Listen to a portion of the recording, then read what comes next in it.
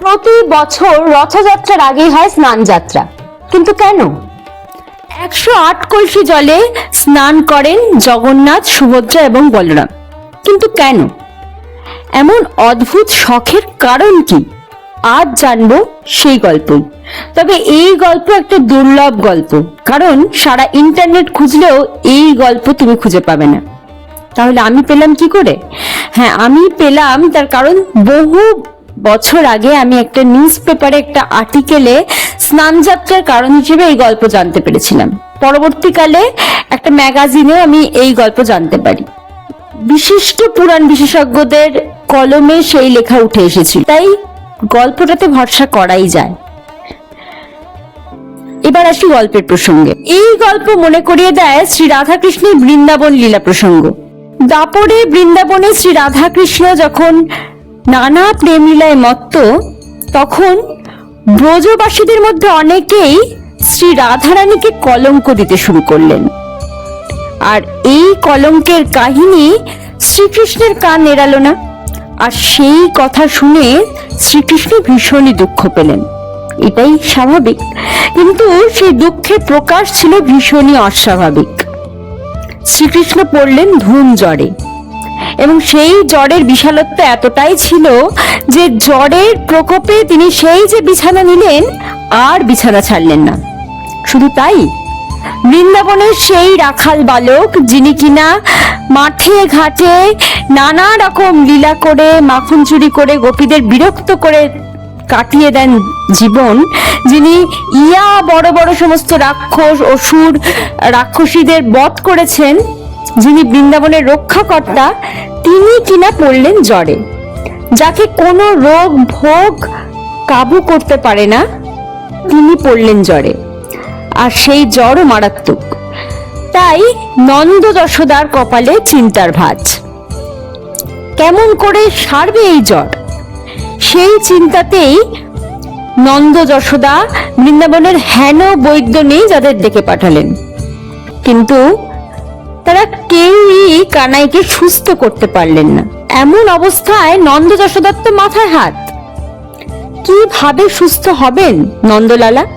এমন পরিস্থিতিতে নন্দ যশোদা ডেকে পাঠালেন এক প্রথিতযশা ত্রিকালজ্ঞ মহর্ষিকে। এই মহর্ষি কিন্তু ভীষণই জনপ্রিয়। এই মুহূর্তে এই মহর্ষির নাম আমার মনে পড়ছে না, যতদূর সম্ভব গর্গ মুনি, কিন্তু তবুও আমি নিশ্চিত নই। কিন্তু তিনি এমন একজন ঋষি যার কথা শ্রীকৃষ্ণর নানা লীলা প্রসঙ্গে পাওয়া যায়, এবং পুরাণে বিভিন্ন গল্পে তার নাম পাওয়া যায়। তো এই ঋষি তার অধ্যাত্ম চেতনার বলে প্রথমেই বুঝে গেলেন যে শ্রীকৃষ্ণের এই বিশাল ভীষণ জ্বরের আসল কারণ কি, এবং তিনি দিলেন এক অদ্ভুত টোটকা। সেই টোটকা শুনে তো নন্দ যশোদার মাথায় হাত। তারা তাদের জীবদ্দশায় কখনো এমন টোটকার কথা শোনেননি। বললেন, শ্রীকৃষ্ণের এই বিশাল জ্বর নিরাময়ের একমাত্র উপায় হলো বৃন্দাবনের সব থেকে পবিত্র কন্যাকে যমুনার জল কলসি করে বয়ে এনে শ্রীকৃষ্ণের মাথায় ঢালতে হবে। আর সেই জল মাথায় ঢালার পরই শ্রীকৃষ্ণ জ্বর থেকে একদম সুস্থ হয়ে যাবেন। এই টোটকার খবর নন্দ যশোদা সারা বৃন্দাবনে ছড়িয়ে দিলেন। আর সে কথা শুনেই ব্রজের গোপীরা তৎপর হয়ে উঠলেন। তারা ছুটলেন যমুনায় জল আনতে, আর তারপর দলে দলে তারা ভিড় জমালেন নন্দালয়।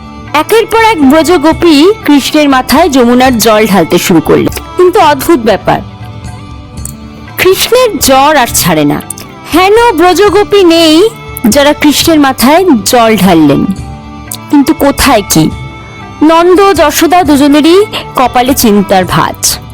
ব্রজগোপীরা জল ঢেলে চলেছেন, তবে একজনের এখনো জল ঢালা বাকি।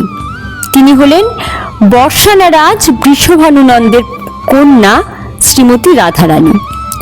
নন্দ যশোদা যেই মাত্র সে কথা জানতে পারলেন, তৎক্ষণাৎ শ্রী রাধারানীর কাছে ছুটলেন এবং অনুরোধ করলেন যে তাড়াতাড়ি যেন নন্দ কিশোরের মাথায় শ্রী রাধারানী এই যমুনার জল ঢালেন।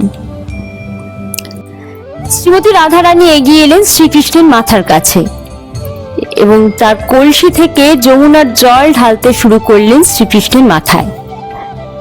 সেই কলসির এক ফোঁটা জল শ্রীকৃষ্ণের মাথায় পড়তেই শ্রীকৃষ্ণ চোখ খুললেন।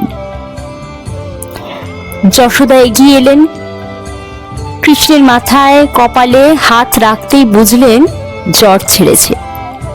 শ্রীকৃষ্ণের ধুম জ্বর ছাড়ার সাথে সাথেই মুছল শ্রীমতী রাধারানীর কলঙ্ক, এবং এর সাথে সাথেই প্রমাণ হলো যে শ্রীমতী রাধারানী বৃন্দাবনের সবচেয়ে পবিত্র কন্যা, এবং শ্রীমতী রাধারানীর সাথে শ্রীকৃষ্ণের যে সম্পর্ক তা অত্যন্ত পবিত্র এক ঐশ্বরিক সম্পর্ক। বহু পুরাণ বিশেষজ্ঞ এই ঘটনাকেই পুরীতে রথযাত্রার আগে স্নান যাত্রা অনুষ্ঠানের আসল কারণ হিসেবে ব্যাখ্যা করেছেন। এছাড়াও আরো বহু ঘটনার উল্লেখ পাওয়া যায়, তবে এই ঘটনাটি হলো সব থেকে পুরনো। এরকম ইউনিক, স্পিরিচুয়াল বা ইনফরমেটিভ বা বিভিন্ন রকম নলেজেবল ভিডিও যদি তোমরা আরো দেখতে চাও, তাহলে অবশ্যই আমার চ্যানেলটাকে সাবস্ক্রাইব করো এবং কমেন্ট বক্সে নিজেদের মতামত জানাও, এবং ভিডিওটা ভালো লাগলে লাইক করতে কিন্তু একদম ভুলো না।